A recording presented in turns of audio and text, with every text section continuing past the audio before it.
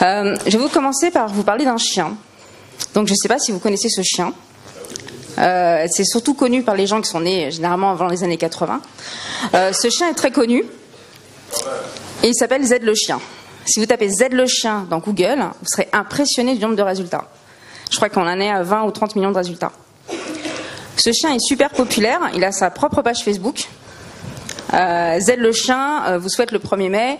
Il est liké, partagé par des milliers de followers. Il est très apprécié. Z le chien a son propre site WordPress. Je ne sais pas le site-là que je viens vous présenter, mais voilà, Z le chien connaît WordPress. Z le chien a son site WordPress, réalisé donc par le directeur de publication du magazine. Donc Z le chien est populaire, Z le chien connaît WordPress. Z le chien est la mascotte du magazine TéléZ, que je pense que tout le monde connaît, qui est distribué depuis plus de 30 ans, à un peu plus d'1 million d'exemplaires. C'est un des rares magazines qui a réussi à survivre à l'explosion des programmes télé, avec Télépoche et Télé 7 jours. C'est un des rares magazines encore distribués sur le papier avec 2 versions, une version classique et une version programme TNT. Et donc Z le chien est très connu, TéléZ est très connu pour Z le chien et pour les blagues TéléZ. Je pense que les blagues TéléZ, c'est un peu le même niveau que les blagues Carambar, mais tout le monde connaît TéléZ.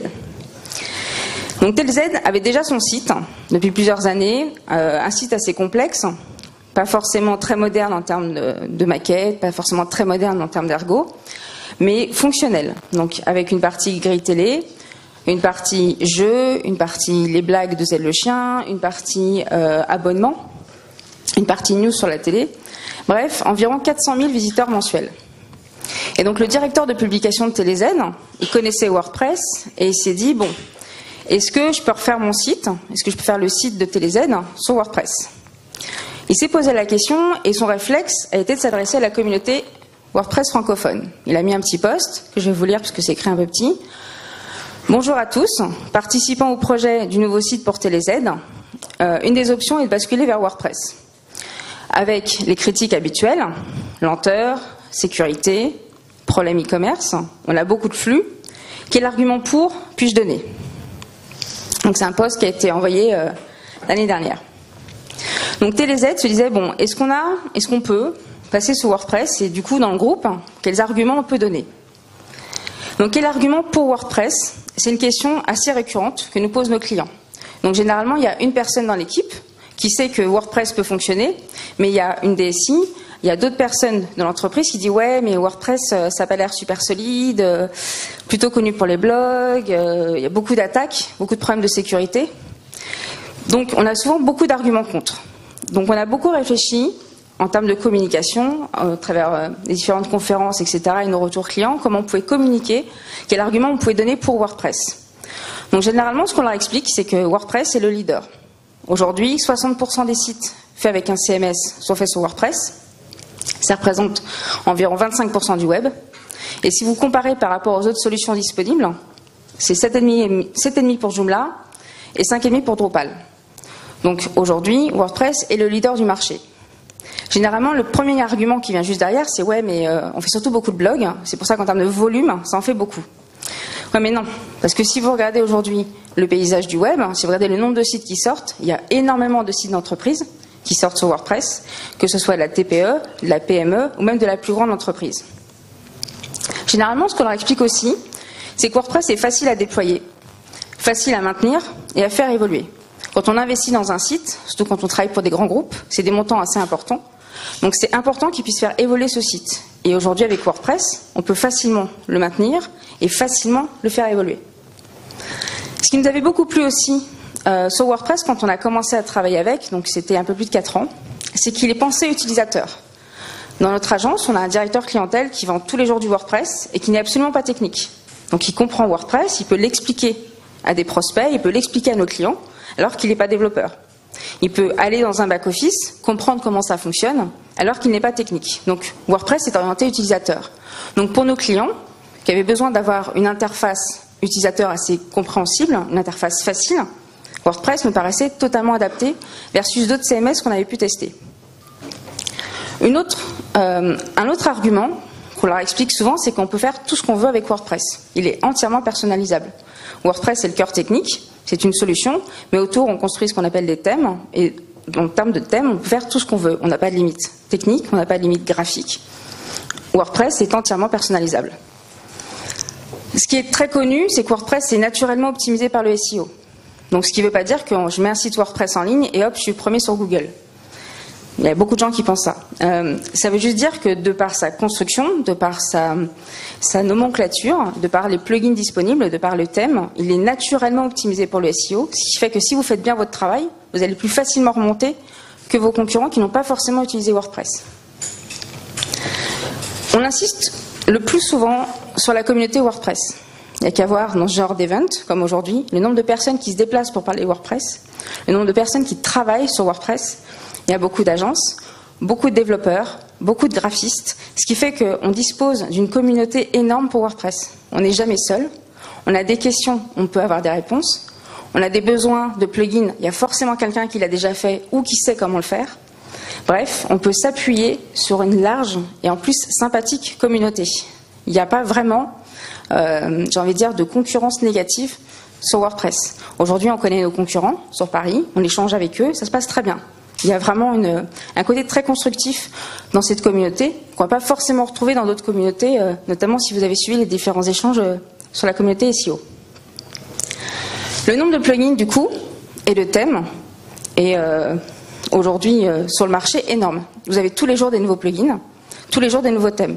Ce qui fait que vous n'êtes jamais à court, quel que soit votre besoin, vous n'êtes jamais à court de solutions déjà existantes. Et un fait sur lequel il faut vraiment qu'on arrive, nous, professionnels, à communiquer par rapport à nos références clients, c'est qu'aujourd'hui, de très grandes marques sont sur WordPress. Le groupe Renault est sur WordPress, le groupe Bouygues, GDF, Vivendi, la BNP est sur WordPress, Pierre et Vacances est sur WordPress. Vous avez énormément de groupes qui sont sur WordPress, mais ce n'est pas pour leur blog d'entreprise, c'est pas leur site principal. Donc si ces grands groupes ont investi sur WordPress, c'est qu'ils ont vraiment cru que cette solution pouvait être adaptée. Ça a été validé par leur DSI, ça a été validé par les techniques. Donc WordPress est une bonne solution. Donc c'est aussi ce qu'on explique à nos clients. C'est que si aujourd'hui vous avez du WordPress, vous avez la même solution, le même socle technique que les plus grands groupes français. Donc en termes d'arguments pour WordPress, c'est généralement ce qu'on leur explique. Mais les clients n'étaient pas encore convaincus. On s'est dit, bon, qu'est-ce qui peut encore bloquer? On a essayé de discuter un petit peu avec lui, il a organisé un appel d'offres. Et il nous a dit, voilà, j'ai différents besoins, prouvez-moi qu'on peut faire ça avec WordPress. Donc notre premier besoin, le plus simple, c'est on veut un site responsive, évolutif et adapté pour le SEO. On veut toute une partie News TV, actualité, galerie, des photos, des vidéos. Est-ce qu'on peut faire ça avec WordPress? Donc, bien sûr, pas de problème avec WordPress, on peut faire ça. Avec un bon thème bien fait, il sera responsive, adapté au SEO. Et la fonctionnalité de base de WordPress, c'est la partie actualité. Donc, pas de problème pour faire ça avec WordPress. Ok, mais on voudrait aussi une partie e-commerce, parce que les gens aiment Z le chien, donc les gens voudront des peluches Z le chien, des t-shirts Z le chien, des mugs Z le chien. Donc ils voudraient mettre une partie e-commerce. Ils voulaient aussi mettre toute une partie avec des pages de contenu, donc que les abonnés puissent envoyer les fameuses blagues, qu'on puisse les retrouver sur le site, et créer un Z-Generator. Donc le Z-Generator, c'est-à-dire que Z le chien vous explique que par rapport à votre humeur, voilà le programme qui va vous convenir. Est-ce qu'on peut faire ça avec WordPress ? Pas de problème. On peut totalement faire ça avec WordPress. On peut faire une partie e-commerce. Aujourd'hui, il y a des très bons plugins très solides, comme WooCommerce, qui est un des plus utilisés. Donc faire une partie e-commerce sur le site, pas de problème avec WordPress. Pour des pages de contenu, pareil, c'est une des fonctionnalités de base de WordPress. Et pour tout ce qui est blague, Z-Generator, on a des très bons plugins comme ACF, qui permet de créer des champs personnalisés, dont on parlait Maxime à la conférence précédente. Bref, avec WordPress, pas de problème. La question suivante, c'est portée sur l'identification unique. Donc le client nous a dit, ok, mais on a plusieurs sites. On a un site avec la partie abonnement, on va avoir le site avec la grille TV, et on va avoir un site e-commerce. Est-ce que c'est possible d'avoir une authentification unique? Ce qui fait que si je me logue sur un site, je serai logué sur tous les sites, WordPress ou non. Est-ce qu'on peut faire ça avec WordPress? Pas de problème. WordPress, c'est du PHP, une base de données SQL, une bonne équipe technique, de bons développeurs pourront vous mettre ça en place avec WordPress. on n'a aucune difficulté, on peut le faire. Et c'est là où on s'attaquait à la partie un peu plus complexe. Est-ce que je peux faire la grille TV avec WordPress? Donc la grille TV, il faut compter environ 7000 programmes par jour. Donc 7000 programmes qu'on peut afficher sur 22 jours, ce qui fait qu'en fait, en base de données, on a 155 000 programmes répartis sur 99 chaînes et alimentés par environ 5 millions de photos. Est-ce qu'on peut faire ça avec WordPress? On a réfléchi un petit peu et puis on s'est dit que avec WordPress, pas de problème. Après tout, on est des développeurs, on a une équipe dev, du PHP, du SQL, pas de problème, on va le faire. Donc on a réussi à convaincre le client de le faire avec WordPress, on a réussi à le convaincre de le faire avec nous, et là, voilà, on s'est retrouvés, on était contents, mais on s'est dit, ouais, projet ambitieux, on fait des projets, des sites web sur WordPress depuis plus de 4 ans, on a fait des projets assez complexes, mais cette partie grille TV, on sentait quand même qu'on était face à une énorme montagne. Et avec l'équipe, on s'est regardé, on a fait, ouais, il y a du boulot. Par où on va commencer? Donc la première étape a été de nous recentrer entre nous et dire, ok, face à nous, on a une énorme montagne, par où on va commencer? Il y a une partie grille télé, une partie abonnement, une partie e-commerce, une partie page de contenu, une partie éditoriale, bref, énormément de travail. Donc il faut savoir qu'aujourd'hui dans notre agence, nous sommes 7, donc maintenant 8 avec Thierry qui nous a rejoints. Il y a une équipe purement dédiée aux clients, donc avec un directeur conseil et un chef de projet, qui va réussir à accompagner le client dans la définition de ses besoins, compléter son cahier des charges, rédiger un cahier des charges fonctionnel, bref, toute la partie accompagnement du client. On a la partie plutôt graphique, avec un directeur artistique et un directeur conseil qui va également accompagner le graphiste. Et une partie technique, avec 2 développeurs et un intégrateur. 7 personnes. On s'est dit qu'on était un peu ambitieux. On a commencé à étudier le projet, on a dit ok, on a 2 options. On fait comme d'habitude, on commence par la partie la plus difficile. Comme ça, une fois que c'est fait, on peut se concentrer sur la partie la plus facile. Et puis, on s'est dit, ouais, mais vu la grandeur du projet, vu les délais pour la mise en ligne, c'était peut-être pas la bonne option. Donc on a dit, ok, on va commencer par le plus facile. Comme ça, rapidement, le chef de projet peut commencer la partie zoning, rapidement, on peut faire les maquettes, et rapidement, on va pouvoir alimenter l'équipe technique qui va commencer à créer le thème et créer les différents gabarits. Donc on a commencé par la partie éditoriale.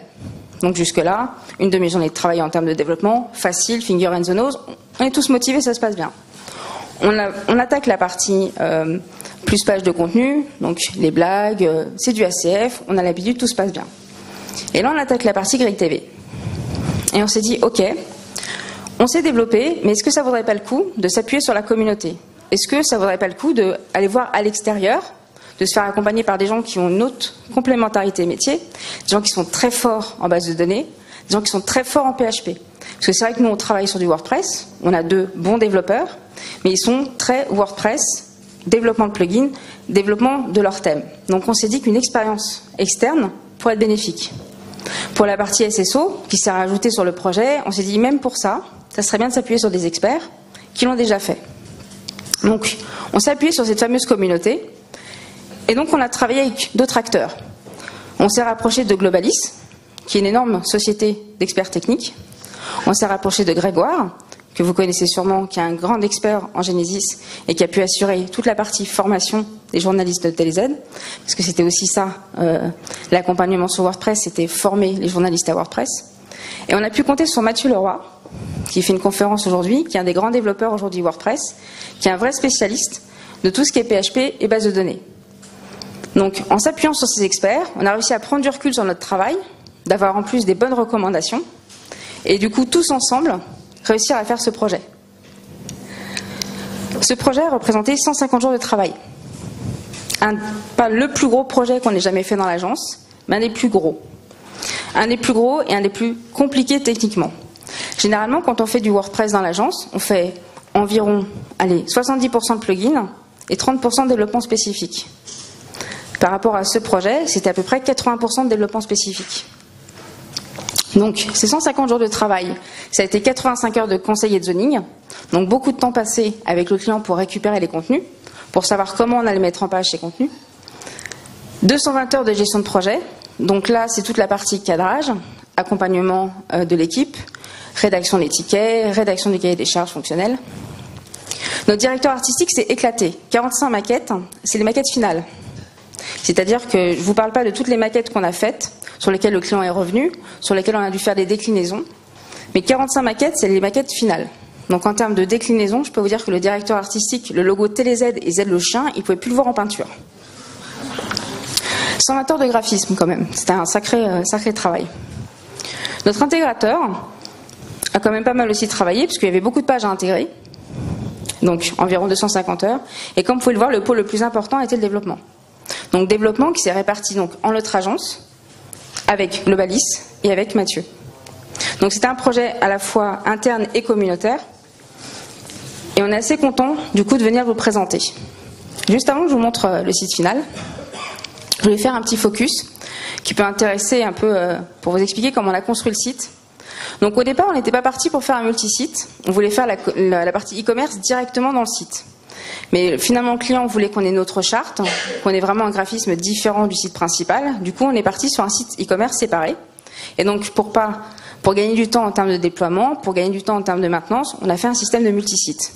Donc on a 2 sites dans ce multisite, basé sur le framework Genesis, qui est donc le framework qu'on utilise en interne dans l'agence, qu'on connaît très bien, et sur une base d'un thème Bootstrap, que je pense que vous connaissez également, pour tout ce qui est partie responsive, pour que le site s'affiche correctement sur les grands écrans, les tablettes, les mobiles et les portables. Là où ça devient un peu plus complexe, je vais juste faire une petite parenthèse parce que je ne suis pas développeuse de l'agence. En gros, l'idée, c'est de récupérer toute la partie abonnés, qui est dans la partie Logia, donc il y a un site externe qui gère tous les abonnés au magazine. Donc réussir à prendre toutes ces informations-là et à les mettre dans la base de données. Et la partie la plus complexe, le plus grand défi technique, était sur cette partie juste en dessous. On récupère toutes les informations d'une TV base dans un flux programme XML qui va aller alimenter la base de données. Donc ce fameux flux avec les 7000 programmes par jour. Donc ça veut dire que tous les jours, on vient importer ces fiches programmes pour que les journalistes puissent aller en back-office, les compléter, rajouter des visuels, rajouter des vidéos, rajouter des articles. On les affiche sur le site, on les laisse encore une journée, et après il y a un script qui vient re-effacer tout ça et refaire une boucle. Donc, à l'expliquer comme ça a l'air super simple. Je crois qu'ils y ont passé 15 jours en termes de développement. En termes de plugins, on en a utilisé une trentaine. Je me suis dit que juste vous présenter les principaux qu'on utilisait dans l'agence, ça peut être intéressant. Donc ACF, qui est donc du coup un des plus connus aujourd'hui pour créer tout ce qui est champ spécifique. On a utilisé Gravity Form pour tout ce qui était gestion de formulaire. Revelancy, je ne sais pas si vous connaissez ce plugin, c'est un tout petit plugin qui paye pas de mine et qui est très pratique dès que vous voulez affiner un peu votre moteur de recherche. Si vous avez un moteur de recherche interne sur le site et que vous voulez pouvoir dire que si tel mot est présent dans le titre, je vais mettre tel poids dans la recherche, s'il est présent dans le contenu, ça sera tel poids dans la recherche, il est plutôt efficace. Yoast pour la partie SEO, WooCommerce pour la partie e-commerce. Et là, vous avez ce qu'on appelle le Page Builder. Donc le Page Builder, c'est un peu l'outil controversé de tout le monde en ce moment. C'est bien et c'est pas bien. Comme le disait Maxime, vous donnez un peu un jouet à un client qui peut faire tout ce qu'il veut, donc notamment péter toutes les pages. Donc quand on met en place des builders de pages, c'est vraiment parce qu'on sent que le client va un peu maîtriser techniquement ce qu'il va faire, mais aussi parce qu'on va nous le maximiser pour éviter qu'il fasse trop de bêtises. On va charter un maximum de modules, comme ça on est sûr que dès qu'il va rajouter des choses dans la page, ça ne va pas se transformer en sapin de Noël. Je voulais aussi vous parler d'un plugin qui s'appelle WP Pro Ad System, qui est un plugin premium, qui est très efficace pour la gestion des bannières publicitaires. Donc c'est un plugin qui va vous permettre de gérer tout ce qui est affichage des campagnes pub, gérer les taux de clics, vous pouvez mettre du JPEG, vous pouvez mettre du GIF, vous pouvez mettre de l'AdSense. C'est un très bon plugin pour la gestion des publicités. WP Rocket, qu'on ne présente plus. WP Rocket pour le travail du cache. Sachant que nous, ce qui nous a vraiment été important côté technique, c'est qu'on ne mette pas Rocket dès que le développement était fini. C'est-à-dire qu'il a fallu vraiment qu'on affine tout ce qui était temps d'affichage, qu'on affine tout ce qui était Rocket, justement, du site, avant d'installer ce plugin. C'est pas le plugin miracle, on met le plugin, tac, on gagne en perf. Par contre, si vous avez déjà beaucoup travaillé vos perfs, il est très efficace. Notre équipe technique a aussi travaillé sur un plugin Donc pour l'instant, programme TéléZ. On ne sait pas encore si on va le distribuer, on ne sait pas encore si ça peut intéresser d'autres personnes, parce qu'à notre connaissance, c'était le seul site TéléZ qui avait besoin d'une grille programme pour WordPress. Donc après, à voir si c'est un vrai besoin, ça pourrait être intéressant de le mettre en place dans la communauté. Et donc, le résultat. Si vous êtes allé voir avant la conférence le site, c'est pas le site que je vais vous présenter. Le site n'est pas encore en ligne. Alors pourquoi le site n'est pas encore en ligne alors qu'on y travaille depuis juillet de l'année dernière? Parce qu'on a fait beaucoup de choses sur ce site et qu'au moment juste, on dit ok c'est bon, on peut mettre en ligne, le client vient nous voir et dit ouais mais non j'ai une nouvelle idée. J'ai une nouvelle idée, ça serait vachement bien que ce flux programme alimente aussi le magazine. Ce qui fait que quand en back-office je corrige un programme, ça alimente aussi le magazine juste avant l'édition. Est-ce qu'on peut faire ça avec WordPress? Pas de problème. Ou alors il dit tiens j'ai une nouvelle idée, ça serait vachement bien que Z le chat. Non mais stop, à un moment donné il va falloir mettre le site en ligne. On va mettre en ligne une V1. Donc c'est prévu pour cet été. Donc soit avant l'été, soit après l'été. Donc vous allez avoir, j'ai envie de dire, la chance de voir ce nouveau site en avant-première. Donc voici le nouveau site de TéléZ. Alors il faut savoir qu'en termes de graphisme, on a été fortement accompagné par notre client. Donc la charte TéléZ, c'est du noir, du jaune, du gris, du rouge. Et Z le chien. Donc il fallait pouvoir le placer, ce Z le chien, sans que ça se transforme trop en site de guignol. Donc ça reste un site professionnel, ça reste un site qui s'adresse à d'autres personnes que les ménagères de plus de 40 ans qui adorent Z le chien sur Facebook. Il fallait que ce site puisse être utilisé par toute génération confondue pour la partie grille TV. Donc la grille TV qui a demandé tellement de travail, il fallait qu'elle soit centrale par rapport au site. Avant que je vous explique le fonctionnement de la grille, il y a ce fameux header. Donc le header, je pense qu'il a été refait environ une vingtaine de fois, vu le nombre d'éléments à placer. Donc le client voulait tout mettre dessus. On voulait mettre tous les rebonds possibles et inimaginables dans le site. On a dit ok, on va se concentrer sur le principal. Donc le principal c'est l'abonnement, parce que le but du site c'est aussi que les gens s'abonnent. On va mettre l'accent sur la boutique. On va mettre l'accent sur la partie je suis déjà abonné ou je veux m'abonner et la navigation. Ensuite, sur la page d'accueil, vous avez donc la partie grille TV et une sidebar. On va pouvoir retrouver des zones de publicité, donc par exemple vers la page e-commerce, et le module je veux gérer mon abonnement, le fameux petit module SSO. Donc ce tout petit module, qui a l'air de rien sur le site, c'est 10 jours de travail. Donc le site s'adapte en responsive, donc sur tablette et sur mobile. Donc pour la partie mobile, le plus grand défi était que la grille s'affiche correctement et soit centrale par rapport à l'affichage sur mobile. Même si aujourd'hui il y a très peu de personnes qui viennent sur le site de TéléZ sur le mobile, on pense qu'avec le prochain site ça ne sera plus le cas. Donc il faut vraiment que la grille TV soit accessible sur le mobile. Un grand défi était que cette page s'affiche en moins de 5 secondes. Ça a l'air de rien, mais vu le flux chargé, vu les requêtes faites pour juste l'affichage de cette grille, ça a été beaucoup de travail. C'est difficile de vous présenter la charge de travail d'un développeur ou d'une équipe de développeurs parce que les maquettes, on peut voir qu'effectivement c'est joli, donc on se dit que le graphiste a y passé du temps. On peut voir qu'il y a du conseil, il y a de l'argot, donc on peut voir qu'on y a passé du temps. Mais la partie technique, c'est pas juste on installe le plugin et juste on configure 2-3 trucs. C'est un vrai métier, ça prend beaucoup de temps et malheureusement on le voit pas toujours. Donc la fameuse grille TV. Donc la grille TV, vous avez l'affichage des programmes, donc assez classique. Donc si vous vous connectez à n'importe quel moment de la journée, vous avez les programmes du soir. Vous pouvez voir le programme d'avant ou d'après avec les petites flèches. Donc le principe, c'était que quand on appuie sur les petites flèches, il ne fallait pas que ça attende. Donc la grille, en fait, quand elle est chargée, elle affiche la grille actuelle, mais également les programmes qui suivent. On voulait qu'elle soit fonctionnelle, qu'on puisse la filtrer. Donc je peux choisir par rapport au jour un autre affichage. Je peux choisir par rapport à un autre moment de la journée. Montre-moi la grille TV de ce matin, montre-moi la grille TV de en ce moment midi. Affiche-moi. Je peux aussi choisir une box. J'ai la Free TV, montre-moi les programmes disponibles sur la Free TV. Donc encore une fois, ça a l'air de rien, mais plus de 15 jours de travail. Il y a aussi toute une partie remontée, donc tout ce que va compléter le client en back-office, donc par exemple les avis, donc les petits Z que vous pouvez voir sur le premier programme. Ou si le programme a une vidéo intégrée en back-office ou alimentée par le flux, il y a le petit picto qui apparaît. Sur la partie droite, vous avez la sélection du soir. Donc c'est un petit module aussi, qui permet de valoriser les programmes. Donc TeleZ choisit, tel et tel programme, je veux le valoriser, je veux le mettre en avant. Donc on clique dans le back-office et hop, ça remonte directement sur le front. Quand je clique sur un programme, j'arrive à la fiche détaillée. Donc la fiche détaillée qui est donc alimentée par le flux.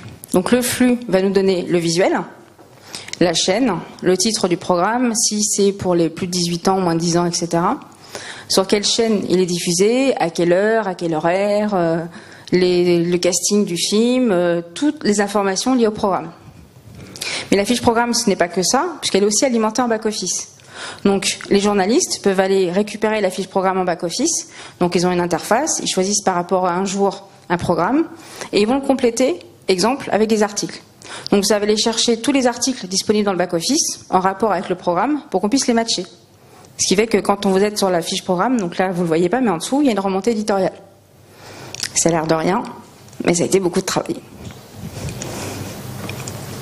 La partie News TV, donc la partie la plus classique, donc la plus simple à réaliser, ça a été du travail plutôt côté inté et plutôt côté créa, parce qu'il voulait beaucoup de déclinaisons par rapport à ces articles. Donc il y avait l'article vidéo, l'article galerie photo, l'article avec pas de photo du tout. Bref, on a fait énormément de déclinaisons par rapport à cette simple page. Donc vous avez après une sous-catégorie classique par rapport à l'actu TV, vous avez les séries, les films, etc. Le fameux Z Generator. Donc Z Generator, c'est Z le chien qui vous dit quelle est votre humeur du jour, et en fonction de votre humeur, je vais vous proposer des programmes. Donc dans le flux programme, on récupère le style du programme. On sait si c'est une comédie, on sait si c'est un drame, on sait si ça va plaire, si je suis d'humeur joyeux ou pas. Donc l'idée, c'est quand on clique sur je suis joyeux, Z Generator, donc Z le chien, vous propose des programmes. Donc après, vous accédez de la même façon à la fiche de détail d'un programme. La boutique. Donc la boutique, donc site séparé, thème Genesis séparé, avec des modules e-commerce assez classiques, avec la gestion d'un panier, vente en ligne, donc avec une mise en avant des produits dès la page d'accueil. Donc on peut retrouver la fameuse peluche Z le chien, qui se vend beaucoup. Les différentes catégories, donc je veux pouvoir regarder dès la page d'accueil, par exemple la partie peluche, etc. Donc une boutique qu'on a beaucoup moins chartée que le site sur le côté TeleZ et programmes. On a voulu plus centrer sur la partie produit, mais tout en gardant la charte TeleZ, avec un petit retour possible entre la boutique et le site e-commerce, et avec des rebonds aussi vers le site de Z et ses amis. En conclusion, par rapport à ce projet, ce qu'on avait beaucoup envie de partager avec la communauté, ce qu'on avait beaucoup envie de dire, c'est que ce projet a été un sacré projet en termes de défis techniques, en termes de nombre de maquettes, en termes de nombre de déclinaisons qu'on a dû faire. C'était un des projets les plus ambitieux qu'on a pu faire dans notre agence. Ça a été une vraie montée en compétence de notre équipe, parce qu'il a fallu qu'ils se remettent tous en question. C'est-à-dire que nos développeurs faisaient du WordPress depuis très longtemps, mais là ils ont dû réapprendre à faire du WordPress avec d'autres experts. Des experts PHP, des experts SQL, bref, il a été une vraie montée en compétence interne. Ça a été aussi une montée en compétence de notre graphiste, qui a dû prendre sur lui pour faire ses maquettes avec la charte de TeleZ. Pour ceux qui gèrent des DA en interne, ils comprendront ce dont je veux parler. Ce qui nous tenait aussi à cœur, c'est de présenter une référence WordPress originale. Il y a beaucoup de sites d'entreprise sur WordPress, et à notre connaissance, il n'y a pas d'autres sites avec une grille TV faite sur WordPress. Et il n'y a même pas, je pense, un autre site fait avec un CMS pour faire une grille TV. Donc on s'est dit que c'était un bon projet à venir vous présenter aujourd'hui. Et là où ce projet est pour nous vraiment fort en idée, fort en rapport avec la communauté, c'est qu'on s'était rendu compte aussi que par rapport à nous, qui développons les sites WordPress depuis 4 ans, c'était important de connaître nos limites. C'est important de savoir que oui, on sait faire des sites WordPress, on fait que ça depuis 4 ans, mais on ne sait pas tout faire. WordPress est une solution, mais WordPress est un outil, ce qui fait qu'il faut quand même une vraie connaissance métier. Il faut des développeurs qui connaissent vraiment le PHP dès que vous voulez attaquer des projets très ambitieux. Et on a pu encore une fois s'appuyer sur cette fameuse communauté, donc s'appuyer sur des vrais experts qui ont été disponibles, qui ont pu nous aider tout au long de ce projet, qui a été encore une fois un beau défi. En conclusion, ce qu'on dit souvent à nos clients, c'est que oui, WordPress est une solution solide, mais ça reste qu'une solution. Ce qui fait que si demain on travaille plus sur WordPress, on travaillera sur un autre CMS, on recommencera comme avant à faire du développement spécifique. Métier. WordPress n'empêche pas d'avoir un chef de projet qui va devoir poser des bonnes questions à notre client. WordPress a aussi besoin d'un bon graphiste, d'un bon DA qui va connaître WordPress, et ça c'est très important pour qu'il puisse se poser des limites, savoir techniquement ce qu'on peut faire facilement dans un budget temps, et ce qu'il peut faire en se lâchant un peu mais qui du coup va exploser le budget temps. De la même façon pour notre intégrateur, savoir intégrer dans un thème WordPress, donc comme il m'a dit, du coup son métier c'est plus vraiment de l'intégration, c'est un peu du développement, il a raison. Bref, WordPress est une solution solide si vous la couplez avec une vraie connaissance métier. Et encore une fois, formez vos équipes, ne formez pas que vos développeurs. Si vous êtes une agence, formez votre directeur clientèle à WordPress, formez votre chef de projet à WordPress. C'est important que tout le monde parle le même langage et puisse parler le même langage fonctionnel aux clients. Donc je suis Émilie Lebrun. Vous pouvez me suivre sur Twitter sur mon pseudo Addict2Work. Donc je suis la présidente directrice générale de l'agence Foodanit. Et j'ai aussi un blog, un WP Pro, où vous pouvez suivre toute l'actualité business autour de WordPress. Donc merci.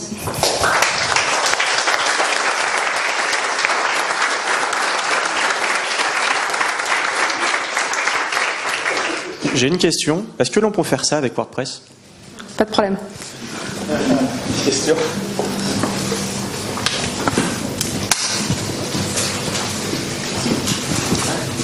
Bonjour, Steve. Merci pour cette présentation et ce beau projet. Je voulais savoir comment vous avez géré justement la variable budget temps, puisqu'a priori vous êtes rendu compte après de l'ampleur des difficultés sur la grille de programme et le fait de devoir intégrer d'autres personnes sur le projet. Est-ce que ça vous a impacté fortement ? Alors, c'est une très bonne question, Steve. C'est vrai que quand on fait des projets, généralement on reçoit un cahier des charges, et c'est pas qu'on le jette, c'est qu'on se rend bien compte que ça va pas correspondre à la réalité. Donc quand on a commencé à travailler sur ce projet, on avait une idée en tête de ce qu'on allait livrer, on avait une idée en tête du développement que ça allait impacter, mais pas que ça allait déborder à ce point-là le jour temps. Donc là on a deux options. On a des projets sur lesquels on se dit bon, on regarde par rapport à notre marge, c'est bon, ça peut rentrer, on peut dépenser un peu plus en termes de nombre de jours que ce qu'on a prévu. Et on a l'autre option qui est bon, notre directeur clientèle, tout courageux qu'il est, il va voir le client, il dit bon bonjour monsieur, on a un problème.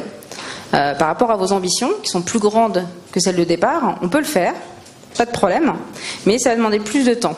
Voilà sur quoi va passer ce temps, voilà à qui on va faire appel. Et si votre client connaît un peu WordPress, et si on lui explique qu'on va faire appel à des experts, que ce soit des experts en référencement, des experts en technique, ils vont comprendre pourquoi ça dépasse de leur budget et pourquoi on va aller plus loin. Donc, j'ai envie de dire, généralement, on arrive à obtenir du budget supplémentaire. Après, on a aussi, pour ce projet-là, principalement pris sur nous, parce que c'était aussi une montée en compétence de notre équipe. On savait qu'on allait passer plus de temps, mais que ce qu'on allait apprendre allait nous servir sur d'autres projets derrière. Donc il y avait aussi une partie temps, entre guillemets, formation et montée en compétences, non facturable à un client, sur lequel on pouvait aussi, pour nous, faire un effort. Voilà. Merci. Je t'en prie.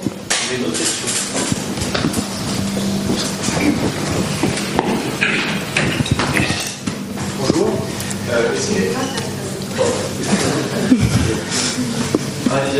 Bonjour, désolé monsieur. Je m'appelle Christophe. Déjà, je vous félicite pour ce beau projet. Et j'ai une question concernant l'abonnement au magazine papier. Je voulais savoir s'il était géré dans WordPress avec WooCommerce. Si oui, est-ce que vous gérez une récurrence sur l'abonnement mensuel ou annuel avec un paiement qui doit revenir automatiquement? Et si oui, comment? Alors, la partie abonnement n'est pas gérée par WooCommerce.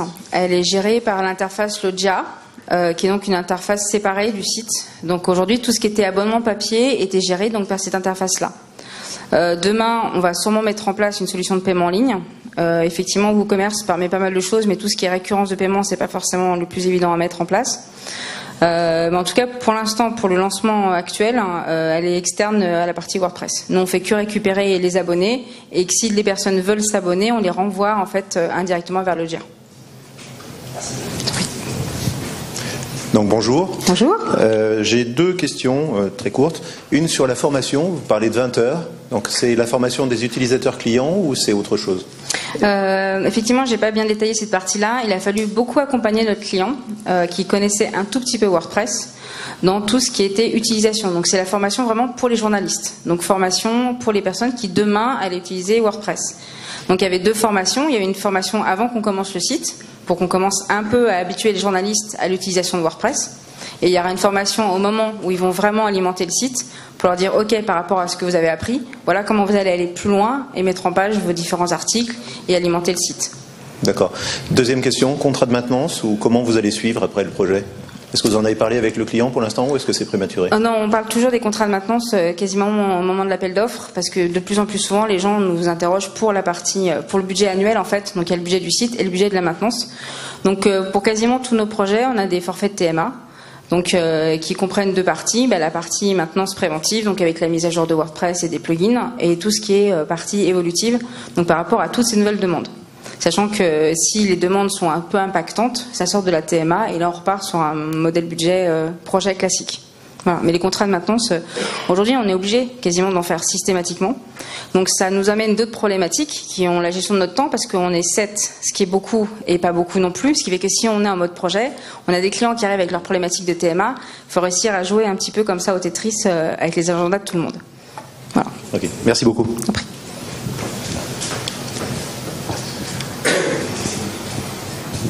Bonjour Antoine Hébert, merci pour cette présentation. J'avais une question, est-ce que vous gérez aussi une appli native sous Android à iOS, par exemple? Et si oui, justement, comment vous faites naviguer les données du site web vers cette appli native une fois qu'elles sont enrichies? Alors, l'appli fait partie des grands sujets de notre client qui voulait tout faire en même temps. Vu la disponibilité et vu le temps qu'on a mis à finir le site, la partie applicative est arrivée. Et de la même façon, je pense qu'on va s'appuyer sur des gros experts pour se faire accompagner sur cette partie-là. C'est-à-dire que nous, on fait du web, on ne sait pas faire de l'applicatif. Par contre, il faudra qu'on les accompagne sur comment ils vont récupérer ces données pour les afficher demain sur l'appli. Mais oui, ça va sortir, donc je pense l'année prochaine, le temps de la réaliser. C'est fini. À moins qu'il y avait une question. Non, c'est bon. Eh ben, merci Émilie encore une fois. Merci.